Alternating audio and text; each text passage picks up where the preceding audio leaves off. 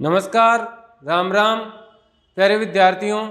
मैं काला सर आप सभी लोगों का द्रोणाचार्य क्लासेज के यूट्यूब चैनल पर हार्दिक स्वागत एवं अभिनंदन करता हूं। आज की क्लास में हम बात करेंगे सूझ के सिद्धांत के बारे में। किसके बारे में बात करेंगे? सूझ के सिद्धांत के बारे में। और सूझ का सिद्धांत दिया था किसने? कोहलर ने।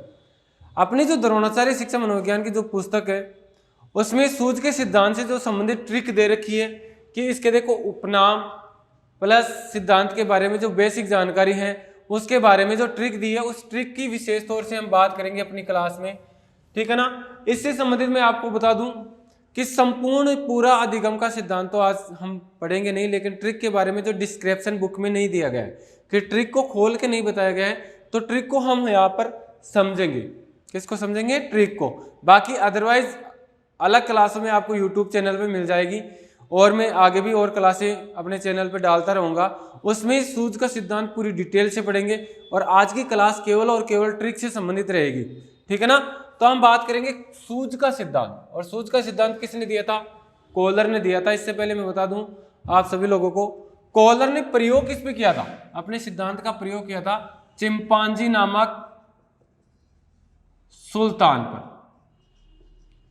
चिंपांजी नामक सुल्तान पर किया था। और कोहलर ने अपने सिद्धांत के बारे में कहा था कि कोई भी मनुष्य हो चाहे पशु, यानी कि सभी मनुष्य प्रयास एवं त्रुटि से नहीं सीखते, जबकि वो सभी सीखते हैं किसके माध्यम से? सूझ के माध्यम से सीखते हैं, अंतर्दृष्टि के माध्यम से सीखते हैं। जबकि थॉर्नडाइक ने कहा था कोई भी मनुष्य हो चाहे पशु सभी कैसे सीखते हैं?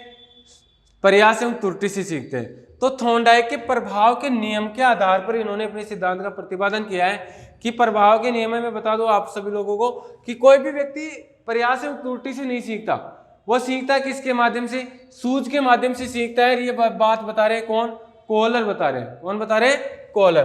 तो कोहलर का मानना है कि प्रयास एवं त्रुटि से नहीं सीखकर व्यक्ति किससे सीखता है? सूझ के माध्यम से सीखता है, अपने पूर्व अनुभवों के माध्यम से सीखता है, ठीक है ना। यानी कि एक परिस्थिति में सीखे गए ज्ञान का दूसरी परिस्थिति में उपयोग लेता है, वही कहते हैं पूर्व अनुभव, ठीक है ना।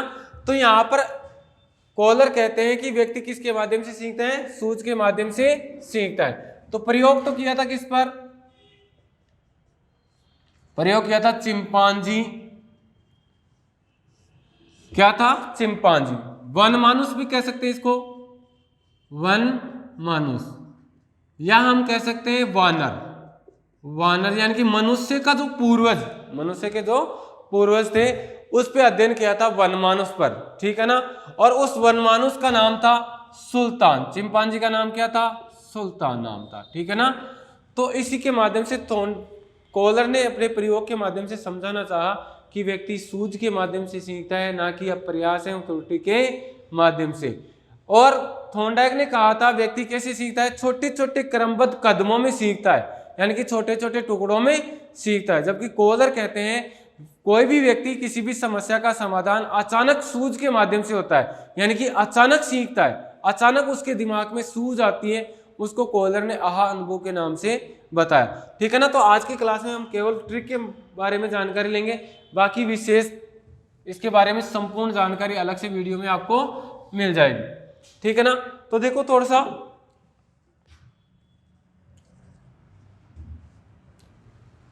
कोहलर मनी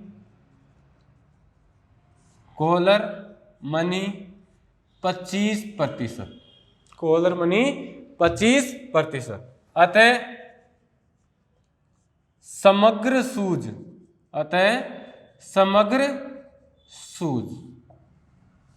बड़े बच्चे समस्या समाधान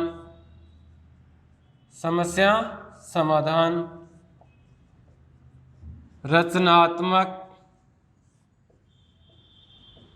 कार्यों द्वारा करें। बड़े बच्चे समस्या समाधान रचनात्मक कार्यों द्वारा करें तथा कठिन विषयों का पाठ्यक्रम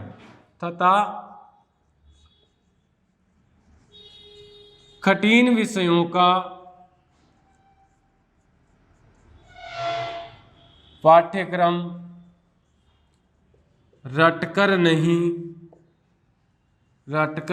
नहीं अनुसंधानों द्वारा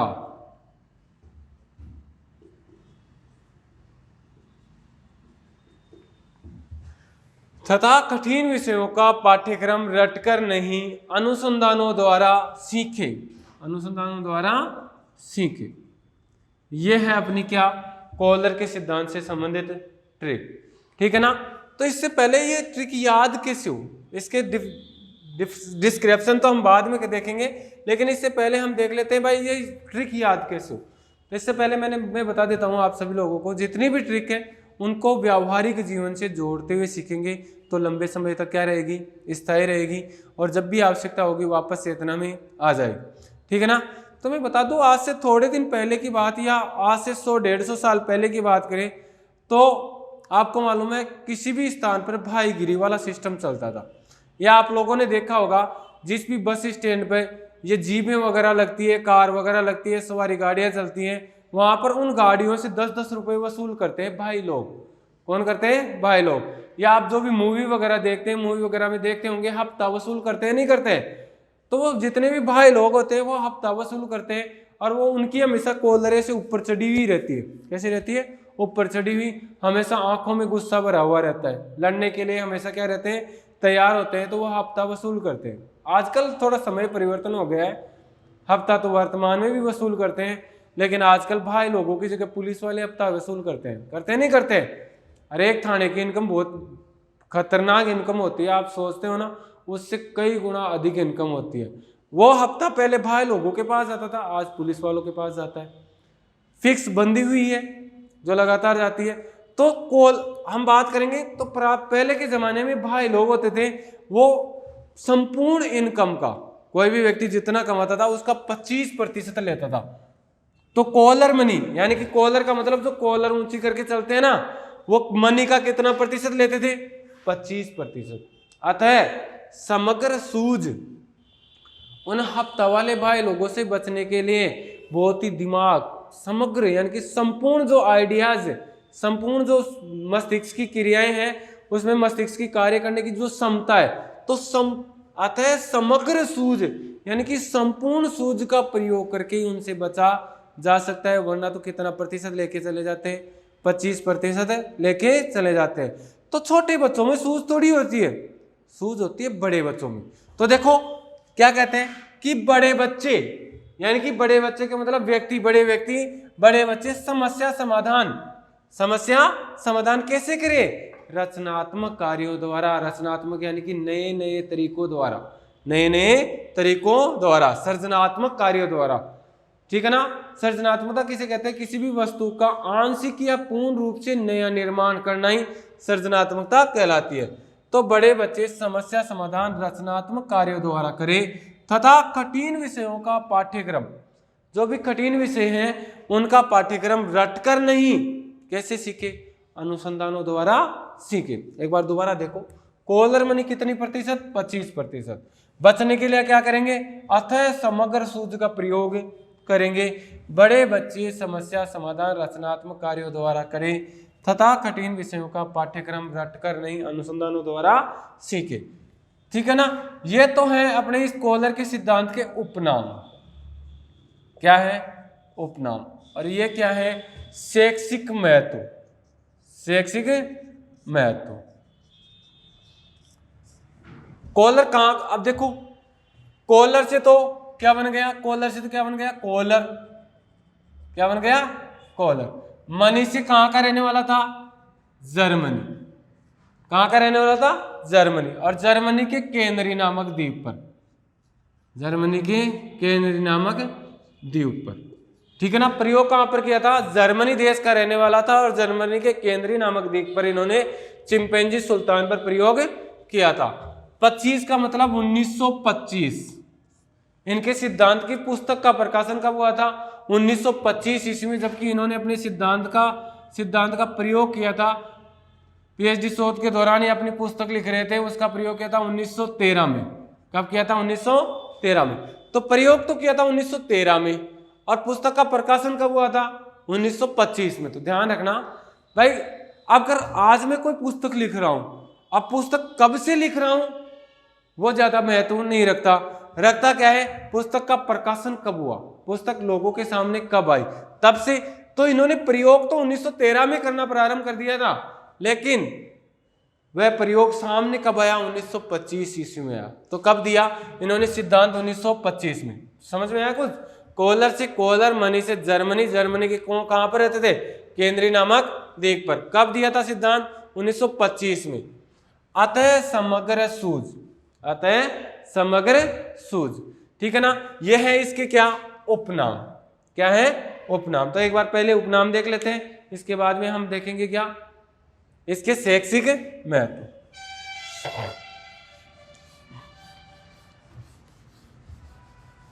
देखो याद होना बहुत जरूरी है, ठीक है ना।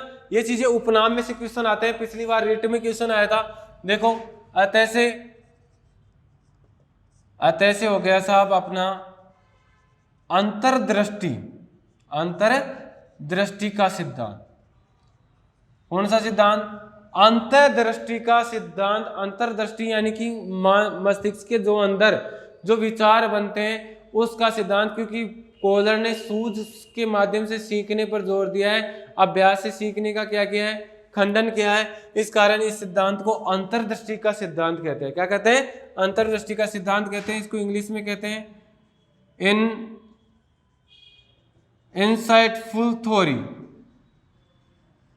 इनसाइटफुल थ्योरी, ठीक है ना। पिछली बार रिट में क्वेश्चन आया था कि इनसाइटफुल थ्योरी किसने दी थी? और इनसाइटफुल थ्योरी दी थी किसने? कोहलर ने। तो इनसाइटफुल थ्योरी अतः से क्या बना? अंतर्दृष्टि का सिद्धांत। अब देखो नंबर 2 समग्र, नंबर 2 समग्र। तो समग्र से हो गया समग्रवाद का सिद्धांत, समग्रवाद का सिद्धांत। क्योंकि कोहलर गेस्टोल्टवादी मनोवैज्ञानिक, कौन है? गेस्टोल्टवादी मनोवैज्ञानिक है। गेस्टोल्टवादी मनोवैज्ञानिकों का मानना है किसी भी विषय वस्तु को छोटे छोटे टुकड़ों में बांटकर प्रस्तुत नहीं करना चाहिए, जबकि संपूर्ण विषय वस्तु को छात्रों के सामने एक बार प्रस्तुत कर दिया जाना चाहिए और उसके बाद में उस विषय वस्तु को छोटे छोटे टुकड़ों में बांटकर सिखाना चाहिए, ठीक है ना। इसी कारण इस सिद्धांत को समग्रवाद का सिद्धांत कहते हैं। क्या कहते हैं? समग्रवाद का सिद्धांत कहते हैं। और समग्र को हम कह सकते हैं, नहीं कह सकते? पूर्णाकार का सिद्धांत, पूर्णाकार का सिद्धांत। तो पूर्णाकार के सिद्धांत के नाम से भी कौन सा सिद्धांत जाना जाता है? कोहलर का सिद्धांत ही जाना जा सकता है। इसी सिद्धांत को हम आकृति का सिद्धांत भी कहते हैं। कौन सा कहते हैं? आकृति का सिद्धांत। आकृति का सिद्धांत क्यों कहते हैं? क्योंकि आकृति का सिद्धांत इसलिए कहते हैं क्योंकि कोहलर कहां से संबंधित है? गेस्टोल्टवादी। कैसे थे? गेस्टोल्टवादी थे। इस कारण इस सिद्धांत को गेस्टोल्टवाद अधिगम का सिद्धांत, गेस्टोल्टवाद अधिगम का सिद्धांत के नाम से भी सिद्धांत को जाना जाता है। देखो आकृति का सिद्धांत क्यों कहते हैं? गेस्टोल्टवादियों ने जो सर्वप्रथम प्रयोग किया था वो किसके माध्यम से किया था? एक आकृति दिखाई थी बच्चों को। और गेस्टोल्टवादियों का मानना है कि संपूर्ण आकृति का अवलोकन पहले किया जाता है, बाद में उसके भागों के बारे में विचार किया जाता है, ठीक है ना। तो बालकों को एक आकृति दिखाई थी। इस मनुष्य की आकृति में सिर के ऊपर एक छोटा सा होल कर दिया गया था, छेद कर दिया गया था और बच्चों से पूछा गया था बताओ आपको इसमें क्या विशेष लगता है। तो सभी बालकों का इस होल की ओर ध्यान नहीं जाकर संपूर्ण आकृति पर पहले ध्यान गया है। उसके बाद में इसके अन्य भागों पर ध्यान गया था। इस कारण इस सिद्धांत को आकृति का सिद्धांत कहते हैं। जिस प्रकार से अगर सामने अपने कोई पेड़ है तो पेड़ किसे कहेंगे? संपूर्ण पेड़ को क्या कहेंगे? पेड़ कहेंगे। पहले संपूर्ण आकृति पर ध्यान जाएगा, फिर उसके बाद में हम कहेंगे इसमें क्या क्या विशेषताएं। पेड़ के टहनियां हैं, टहनियों के पत्ते हैं, पेड़ के तना है, तने के नीचे क्या है? जड़ें हैं, ठीक है ना। तो पहले संपूर्ण आकृति का अवलोकन करवाना चाहिए, बाद में उस पेड़ के अन्य भागों के बारे में जानकारी देना चाहिए। तो इस कारण इस सिद्धांत को आकृति का सिद्धांत, गेस्टोल्टवाद अधिगम का सिद्धांत, ठीक है ना। तो और हम कह सकते हैं पूर्ण से अंश का सिद्धांत, पूर्ण से अंश का सिद्धांत, पूर्ण से अंश का सिद्धांत। पूर्ण से अंश के सिद्धांत के नाम से भी कौन सा सिद्धांत जाना जाता है? सूझ का सिद्धांत ही जाना जाता है, ठीक है ना। इसके बाद में हम बात करें सूझ, किसके बारे में? सूझ।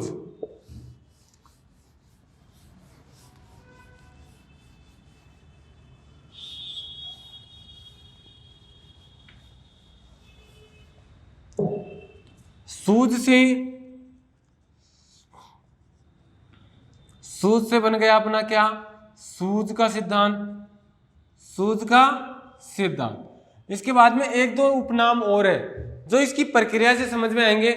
आपको पता है कोहलर ने प्रयोग किया था किस पर, चिंपैंजी सुल्तान पर, और चिंपैंजी सुल्तान पर मुख्य 2 प्रयोग और गौण कुल 4 प्रयोग किए थे, ठीक है ना। नंबर पहला प्रयोग किया था छड़ी समस्या के साथ पिंजरे में, छड़ी समस्या के साथ पिंजरे में। उद्दीपक क्या था, केले, उद्दीपक क्या थे, केले।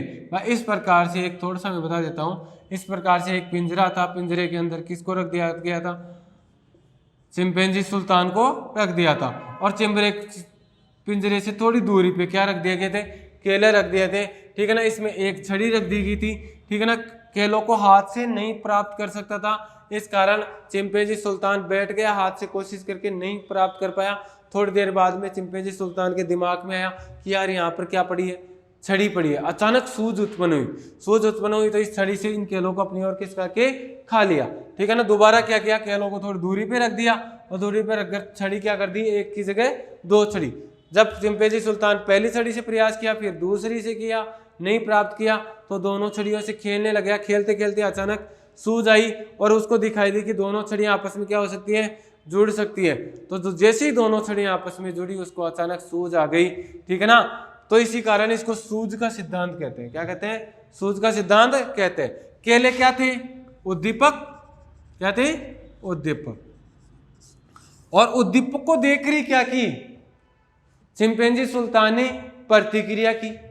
क्या की, प्रतिक्रिया या अनुक्रिया। तो हम कह सकते हैं उद्दीपक, उद्दीपक अनुक्रिया का सिद्धांत, उद्दीपक अनुक्रिया का सिद्धांत कह सकते हैं, नहीं कह सकते हैं, उद्दीपक अनुक्रिया का सिद्धांत। उद्दीपक को इंग्लिश में STIMULUS, stimulus response, stimulus response theory के नाम से भी इस सिद्धांत को जाना जा सकता है, जाता है, ठीक है ना। शॉर्ट में कह सकते हैं SR थ्योरी, शॉर्ट में क्या कह सकते हैं, SR थ्योरी। क्या कह सकते हैं, SR सिद्धांत के नाम से जाना जाता है। आप कहोगे गुरुजी आपने तो थॉर्नडाइक के सिद्धांत में कहा था कि SR थ्योरी के नाम से थॉर्नडाइक के सिद्धांत को जाना जाता है, यहाँ पर आप बता रहे हो कोहलर के सिद्धांत को किसके नाम से जाना जाता है, SR के नाम से। ऐसा कैसे हो सकता है, तो मैं बता दूं, जितने भी अधिगम के सिद्धांत हैं उनमें उद्दीपक पहले रखा गया और उसके बाद में अनुक्रिया की जा रही है, वह सब सिद्धांत क्या कहलाते हैं, SR सिद्धांत कहलाते हैं। जैसे थॉर्नडाइक का, जैसे फिर इसके बाद में कोहलर का, कोहलर के बाद में पावलोव का, कौन सा, पावलोव का। पावलोव ने भी पहले स्वाभाविक उद्दीपक दिया, उसके बाद में अस्वाभाविक उद्दीपक दिया था। तो ये सभी सिद्धांत किससे संबंधित है, SR सिद्धांत से संबंधित है। अब ऑप्शन क्वेश्चन आ जाएगा साहब, SR सिद्धांत किसने दिया, तो बताओ। SR सिद्धांत सबसे अच्छा SR सिद्धांत थॉर्नडाइक का, उसके बाद में कोहलर का, उसके बाद में पावलोव का, ठीक है ना। तो अगर ऑप्शन में तीनों आ जाए, थॉर्नडाइक, कोहलर और पावलोव, तो हम आंसर देंगे सबसे अच्छा SR किसने दिया था, थॉर्नडाइक ने दिया था। जबकि इस सिद्धांत को भी हम किस नाम से जान सकते हैं, स्टिमुलस रेस्पॉन्स थ्योरी के नाम से जान सकते हैं, ठीक है ना। तो SR सिद्धांत के नाम से भी सिद्धांत को जाना जाता है, ठीक है ना। ये तो हो गए अपने इसके क्या, उपनाम। अब बात करते हैं किसकी, शैक्षिक महत्व। किसकी बात करते हैं, शैक्षिक महत्व। शिक्षा में इसका क्या प्रयोग,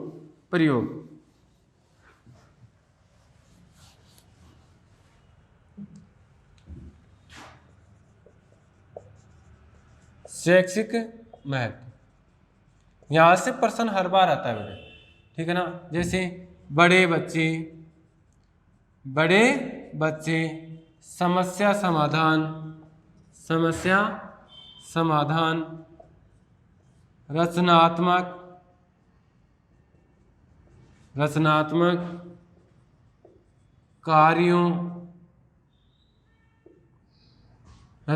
कार्यों द्वारा करें। बड़े बच्चे समस्या समाधान रचनात्मक कार्यों द्वारा करें तथा कठिन विषयों का पाठ्यक्रम रटकर नहीं, अनुसंधानों द्वारा सीखे। अनुसंधानों द्वारा सीखे, ठीक है ना बेटे। कम से कम कोहलर के सिद्धांत को समझने के लिए 3 से 4 क्लास चाहिए, ठीक है ना। 3-4 क्लास अभी देना पॉसिबल नहीं है, तो आज इस क्लास में हम केवल ट्रिक की बात कर रहे हैं। अलग से आपको क्लासें अपने यूट्यूब चैनल पर मिलती रहेगी लगातार, ठीक है। तो हाँ, बड़े बच्चे समस्या समाधान रचनात्मक कार्यों द्वारा करें तथा कठिन विषयों का पाठ्यक्रम रटकर नहीं, अनुसंधानों द्वारा सीखे। थॉर्नडाइक ने अभ्यास द्वारा सीखने पर जोर दिया है, जबकि कोहलर अनुभव द्वारा सीखने पर जोर देते हैं। थॉर्नडाइक कहते हैं किसी भी विषय वस्तु को छोटे छोटे टुकड़ों में बांटकर सीखना चाहिए। कोहलर कहते हैं संपूर्ण विषय वस्तु छात्रों के सामने पहले प्रस्तुत करना चाहिए, ठीक है ना। छोटे बच्चों को अब प्रयास एवं त्रुटि के सिद्धांत से पढ़ाते हैं। छोटे बच्चों को प्रयास एवं त्रुटि के सिद्धांत से पढ़ाते हैं, क्या? क्योंकि उनका मानसिक विकास इतना ज्यादा नहीं हो पाता है कि वो सूझ द्वारा सीखे। तो मानसिक विकास अधिक नहीं होने के कारण वो कैसे सीखते हैं? बार बार अभ्यास करते हैं, फिर गलती होती है, फिर अभ्यास करते हैं, फिर गलती होती है। इस प्रकार से वो धीरे धीरे सीख जाते हैं। जैसे खाना खाना, जैसे चलना, फिर चलते हैं, फिर गिर जाते हैं, फिर चलते हैं, फिर गिर जाते हैं। जैसे शुरू में वर्णमाला की जानकारी देना, आप के लिखना सिखाते हो, फिर भूल जाते हैं, फिर सिखाते हैं, फिर भूल जाते हैं, बाद में लास्ट में क्या कर जाते हैं? सीख जाते हैं। लेकिन सूझ बड़े व्यक्तियों में विकसित होती है, छोटे बच्चों में विकसित नहीं होते, ठीक है ना। तो बड़े बच्चों को, भाई छोटे बच्चों को थॉर्नडाइक से, तो बड़े बच्चों को किस सिद्धांत से समझाएंगे, किस सिद्धांत से पढ़ाना चाहिए? सूझ के सिद्धांत से पढ़ाना चाहिए। समस्या समाधान विधि, अनुसंधान विधि या समस्या समाधान विधि पिछली बार रेट में क्वेश्चन था, और उस क्वेश्चन के ऑप्शन में था कि निम्न में से कौन सा थॉर्नडाइक के सिद्धांत से संबंधित नहीं है। इस प्रकार से क्वेश्चन आया था, तो वो ये था अनुसंधान द्वारा सीखें। तो अनुसंधान द्वारा थॉर्नडाइक के सिद्धांत से नहीं सीखकर किसके सिद्धांत से सीखते हैं? कोहलर के सिद्धांत से सीखते हैं, क्योंकि इसी ट्रिक में से क्वेश्चन आया था पिछली बार, ठीक है ना। तो समस्या समाधान विधि किस सिद्धांत की देन है? कोहलर के सिद्धांत की देन है, क्योंकि समस्या समाधान विधि में छात्र स्वयं क्रिया करते हुए खोज करते हुए सीखते हैं। तो समस्या समाधान विधि किस सिद्धांत की देन है? कोहलर के सिद्धांत की देन है। रचनात्मक कार्यों द्वारा सीखे, कोहलर का सिद्धांत रचनात्मक या सृजनात्मक कार्यों पर बल देता है। भाई आज से पहले सृजनात्मकता किसे कहते हैं? किसी नई वस्तु का निर्माण करना, नए विचार का निर्माण होना। और नए विचार और नई वस्तु का निर्माण छोटे बच्चे तो कर नहीं सकते, वही व्यक्ति कर सकते हैं जिनमें क्या सूझ पाई जाती है। क्या पाई जाती है? सूझ पाई जाती है। तो रचनात्मक कार्यों पर बल भी कौन देगा? कोहलर का सिद्धांत। कठिन विषयों का पाठ्यक्रम, कठिन विषयों का पाठ्यक्रम, तो बताओ कठिन विषयों को किसके माध्यम से पढ़ाना चाहिए? सूझ के सिद्धांत से। जैसे गणित, जैसे व्याकरण, व्याकरण, विज्ञान जैसी तार्किक विषयों को पढ़ाने का यह सिद्धांत सर्वश्रेष्ठ सिद्धांत है। क्योंकि गणित में आप अभ्यास द्वारा थोड़ी, अनुभव द्वारा 2 × 2, 2 × 16, 16 × 44, अब ये सूझ द्वारा विकसित होता है अचानक, ठीक है ना। 16 × 16, तो ये पूर्व अनुभव का लाभ उठाते हैं यहाँ पर, ठीक है ना।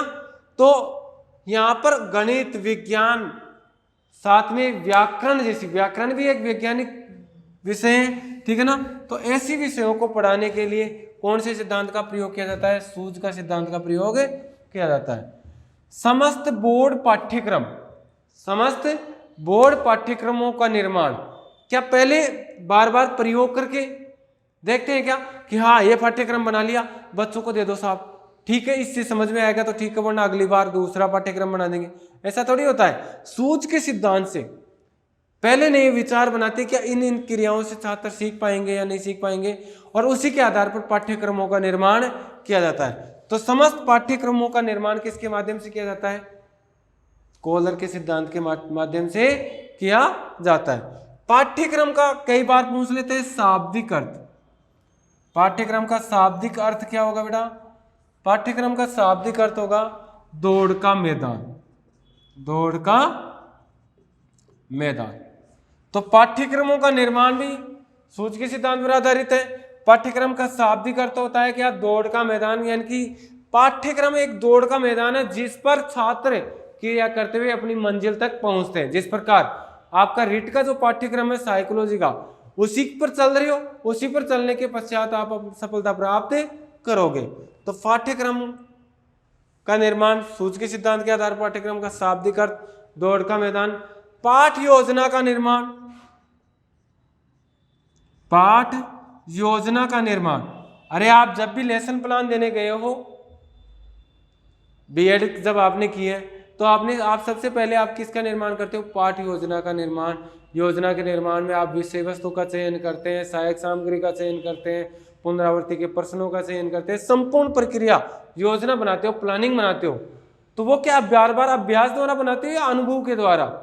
वो करते हैं किसके माध्यम से, अनुभव के द्वारा प्लस सूझ के माध्यम से तैयार करते हैं। तो पाठ योजना का निर्माण भी किस पर आधारित है, सूझ के सिद्धांत पर आधारित है। जबकि पाठ योजना किसने दी थी, हर्बर्ट स्पेंसर ने दी थी। किसने दी थी, हर्बर्ट स्पेंसर ने दी थी। ध्यान रखना, पाठ्यक्रम का शाब्दिक अर्थ दौड़ का मैदान, पाठ योजना का निर्माण किसने किया था, हर्बर्ट स्पेंसर ने किया था। पाठ योजना किस सिद्धांत पर आधारित है, कोहलर के सिद्धांत पर आधारित है। किस पर आधारित है, कोहलर के सिद्धांत पर आधारित है। ठीक है, रटकर नहीं, कोहलर का सिद्धांत सूझ का सिद्धांत रटने का खंडन करता है। रटने का क्या करता है, खंडन करता है। जबकि थॉर्नडाइक का सिद्धांत रटकर सीखने पर जोर देता है या बल देता है। ध्यान रखना, अंतर करना, थॉर्नडाइक का सिद्धांत रटने पर जोर देता है, जबकि कोहलर का सिद्धांत रटने का क्या करता है, खंडन करता है। ठीक है ना। अनुसंधान विधि या खोज विधि किस सिद्धांत पर आधारित है, सोच के सिद्धांत पर आधारित है। या समस्त अनुसंधानों में कोहलर के सिद्धांत का ही प्रयोग किया जाता है। जैसे कोई भी परमाणु बम, मिसाइल वगैरह तैयार करते हैं तो किसके आधार पर तैयार करते हैं, अनुसंधान में सूझ के सिद्धांत पर तैयार करते हैं। और बाद में अगर मिसाइल का निर्माण हो भी गया है, तो अगर थॉर्नडाइक के सिद्धांत से अगर मिसाइलों का निर्माण करते हैं तो पहले बन गई, बनते ही क्या करते, छोड़ के देख ले, पता नहीं छूटेगी नहीं छूटेगी। एक बार पाकिस्तान पे अब प्रयास में टूटी, छूटेगी तो ठीक है, वरना दोबारा बनाएंगे। थॉर्नडाइक का सिद्धांत तो यही तो कहता है, प्रयास में त्रुटि से सीखो। क्या अनुसंधानों में प्रयास में त्रुटि से काम थोड़ी लेते हैं? अगर इस प्रकार से काम लेते तो आज पाकिस्तान नहीं होता, क्योंकि छोड़ के देखते। अब भारत में तो छोड़ नहीं सकते थे, कहाँ पर छोड़ते, पाकिस्तान पे छोड़ दे। ठीक है ना। तो समस्त अनुसंधानों में सूझ के सिद्धांत का प्रयोग ही किया जाता है। ठीक है ना। तो ये थी अपनी किससे संबंधित, सूझ के सिद्धांत से संबंधित ट्रिक थी। कोहलर मनी 25%, कोहलर मनी 25%, अतः समग्र सूझ, अतः समग्र सूझ। ये क्या था अपना उपनाम, और ये क्या है, बड़े बच्चे समस्या समाधान रचनात्मक कार्यों द्वारा करें तथा कठिन विषयों का पाठ्यक्रम रटकर नहीं अनुसंधानों द्वारा सीखे। ये क्या है अपने शैक्षिक महत्व, महत्वपूर्ण क्या है, शैक्षिक महत्व। अपनी पुस्तक में और भी बहुत सारे शैक्षिक महत्व दिए हैं। ठीक है ना। और बहुत सारे उपनाम दे रखे हैं, लेकिन उन सभी की चर्चा भी नहीं करेंगे कि ठीक है ना। आगे वाली क्लासों में जैसे जैसे आप अपने YouTube चैनल पर रहोगे, जैसे जैसे मुझे समय मिलता रहेगा, मैं संपूर्ण जो अपने सिद्धांत है, जैसे कोहलर का सिद्धांत है, तो कोहलर के सिद्धांत से संबंधित कम से कम 4 या 5 क्लास बनेगी, वो भी अपने चैनल पे अपलोड कर दूंगा। अभी हम बात करेंगे जो आपके बात की है, अभी किसके बारे में बात की है, जो ट्रिक दे रखी है, और इस ट्रिक को अपनी बुक में, पुस्तक में समझाया हुआ नहीं था, इसलिए ये QR कोड डालना पड़ा। और क्योंकि ट्रिक के भी अगर देख के छोड़ देता, आपको याद नहीं होती लंबे समय तक, तो ट्रिक के समझने के लिए ये QR कोड दिया है, जिसके माध्यम से आपको समझ में आया। ठीक है, धन्यवाद दोस्तों।